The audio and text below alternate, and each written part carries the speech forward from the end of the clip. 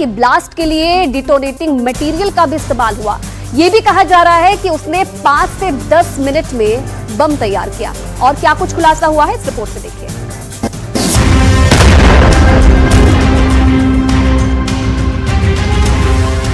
दस नवंबर की शाम दिल्ली में लाल किले के पास हुए इस धमाके में रोज नए खुलासे हो रहे हैं। जैसे जैसे जांच आगे बढ़ रही है, वैसे वैसे नई बातें सामने आ रही हैं।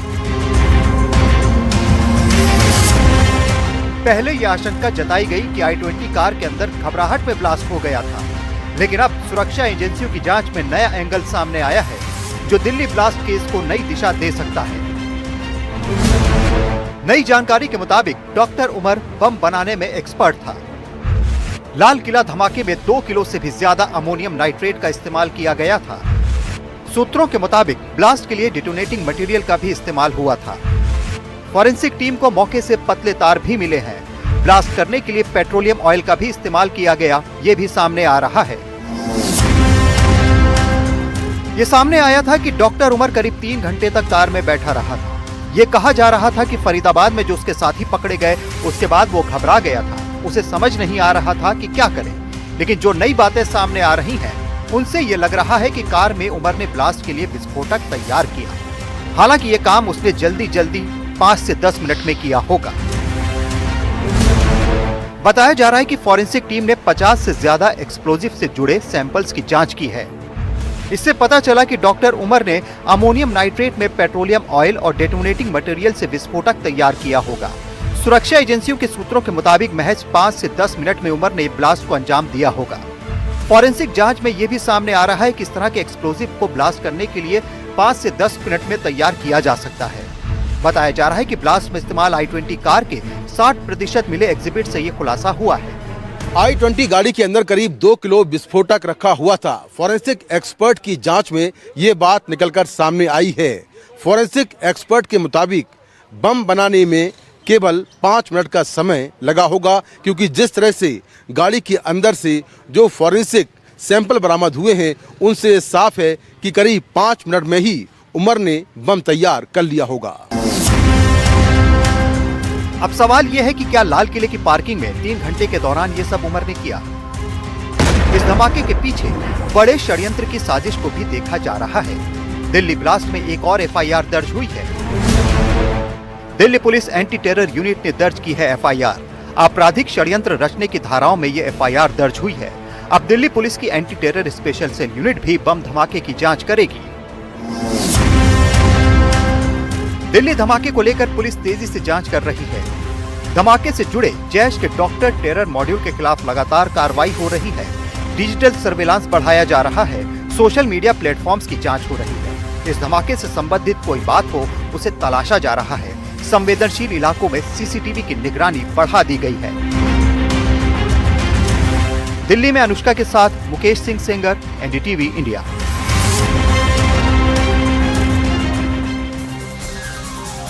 तो देखिए, एक धमाका होता है और चारों तरफ हाहाकार मच जाता है। इस धमाके ने दिल्ली समेत पूरे देश में सनसनी मचा दी है। अब जांच हो रही है और जांच में रोज रोज नए खुलासे हो रहे हैं और धमाके की नई तस्वीर भी यहां पर सामने आई है। एक एक करके आपको 10 नवंबर की वो भयानक शाम की तस्वीर हम दिखाते हैं, जिस दिन ये धमाका हुआ। और उसके बाद से इसकी जांच जब आगे बढ़ी तो एक एक करके कड़ियां जो है वो जुड़ती हुई नजर आ रही।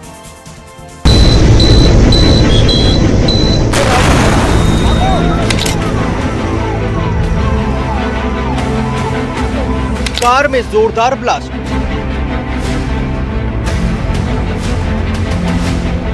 पांच सेकंड की टेरर फिल्म, धमाके के वक्त का वीडियो, मेट्रो स्टेशन में आया भूकंप,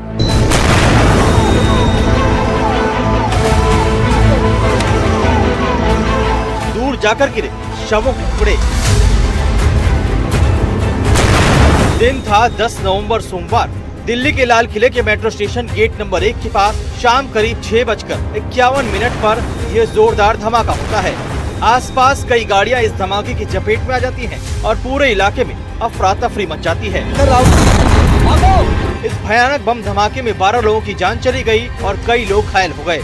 एनआईए की जांच में रोज नए खुलासे हो रहे हैं और आए दिन घटना के नए फुटेज भी सामने आ रहे हैं। धमाके का ऐसा ही एक नया सीसीटीवी वीडियो सामने आया है।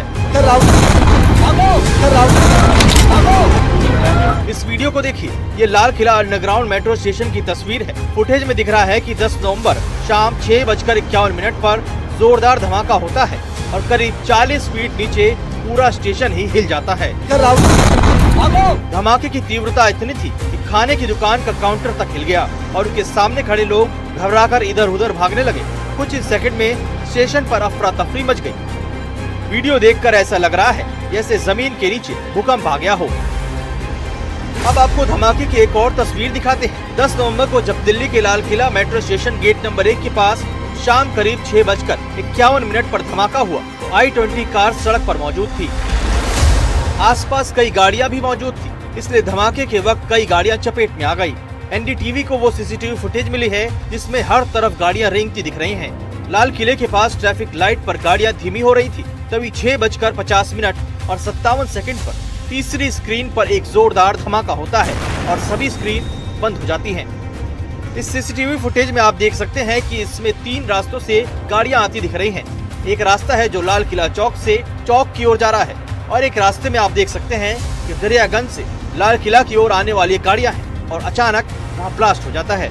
अब जरा इस तस्वीर को देखिए, कितनी गाड़ियां खड़ी हैं। एक नजर में लग रहा है कि इस रेड लाइट के पास ही सैकड़ों कारें, बाइक, ई-रिक्शा और ऑटो है। वैसे भी ये इलाका दिल्ली के सबसे व्यस्त इलाकों में है। शाम के वक्त तो और भी ज्यादा भीड़ हो जाती है। इस दौरान ये धमाका होता है और तबाही मच जाती है। जानकारी के मुताबिक इस धमाके में 8 गाड़ियों के तो पूरी तरह परखच्चे उड़ गए, 22 और गाड़ियों को भी नुकसान हुआ। I-20 कार के पास चल रहे ई-रिक्शा, ऑटो, टैक्सी और बस को भी नुकसान होने की खबर है। धमाके से कार सवार के शरीर के चीथड़े उड़ गए। कुछ लोगों की इस धमाके की चपेट में आकर मौत हो गई, कुछ लोग घायल हो गए। लोगों के शरीर के टुकड़े दूर जाकर मिले। सिग्नल के पास ही जैन मंदिर है, उसकी छत पर शरीर के टुकड़े जाकर गिरे। धमाका इतना जोरदार था कि यहाँ पर देखिए तमाम टुकड़े जले हुए यहाँ पहुँचे हुए हैं।